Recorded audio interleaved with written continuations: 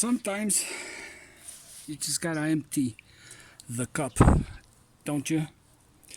How you doing, guys? Professor EDC with another BLADE-OSOPHY Sunday, and today I'm trimming down an elderberry, and I'm taking down eucalyptus because it dried up. Don't know why. The elderberry has this plague, which is a type of mistletoe. This mistletoe, and yes, I will explain. Anyways, you can see this is the seed of this type of mistletoe. It's very sticky, so it sticks to the bird's claws, and then the birds, they go from tree to tree propagating this seed, which then turns into this.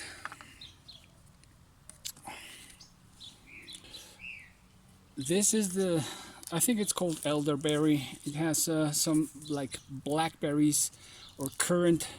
I don't know if it's currant berries, but it's a tree. It's not a bush, and they're pretty good whenever the birds leave us some. But then again, this is the mistletoe, and you can see the difference in leaves. So it is like a like an insert into the branch. Hope you can see that. Take this down. There you go. You can see there. You can see there, right there. So it's not part of the branch, but it's just, you know, it sticks to the branch, to the branches, and then also goes deep within the branch and starts sucking the marrow, the life out of the tree. And it's very, very difficult to take off. So you gotta trim it down, and trim it down a whole bunch. And so today's topic, sometimes you just gotta empty your cup, is all about that. It's about, you know, sometimes I don't know if it happens to you, but sometimes I just get tired of the collection. And I'm not saying that I'm gonna get rid of my collection. I enjoy and I love my collection, but in order to stay on top of my game, not comparing myself to anyone else, but just to stay on top of my own game, I watch, of course, a lot of YouTube videos, read from forums, from magazines, participate different places, chat with some of you, and you know, exchange ideas and so on, and design, take into consideration different things. And sometimes, you know, the cup is just so full of knives that the only thing that I want is to grab my basic, very basic tools, and put away the collection. Don't look at it for a few days, for a week, and then I come back to it after emptying my cup, after not seeing and consuming less information for a little while. And that's healthy, I think. So, and on top of that, you know, having another hobby, gardening, for example, reading, painting, whatever, it's just so helpful, right? At least for me. And I do enjoy, you know, just making firewood, and putting it away and drying it up, and you know, it serves us for the winter and for barbecues and whatnot, for certain celebrations. But the concept of emptying the cup, I don't have a huge collection, but I do consume a lot of information, and of course I got to keep the rotation going, and sometimes it's just too tiring, and sometimes what I want is just to be able to use my tools more. And you know, gardening is a perfect experience for that. You know, I have a whole bunch of a huge log around here, and you can see here that plague as well, this vein-like, it just, and this, at least here in Mexico, this is a type of mistletoe. So yeah, romantic idea, but in practicality, I don't think so. You know, gotta keep my elderberry alive, and have a couple of guavas, a very exotic one, and you know, just gotta. You can see right there how it goes in the branches. You can see it right there. That's, you know, the seed going in, penetrating into the branch and just sucking the marrow right there. You can see it. And that's mistletoe for you. I don't know if it's the same or it's different in the States and in Europe. Let me know. But anyways, coming back to the topic, and it has to do with mistletoe and with gardening and making firewood.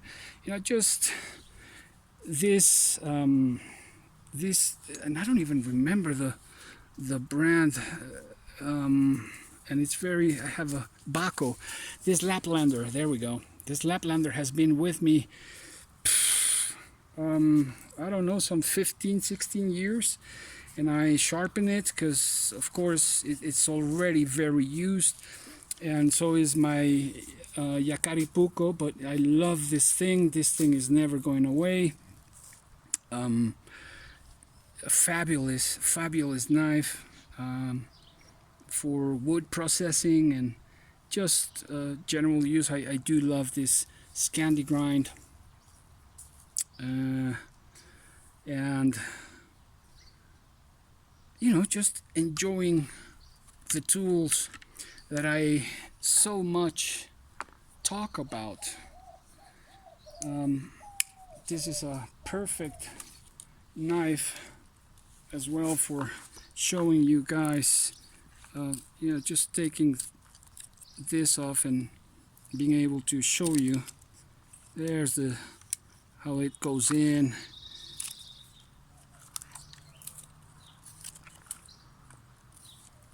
And just, you know, just enjoy the moment and really get to use these tools that I so much talk about. Another great user, and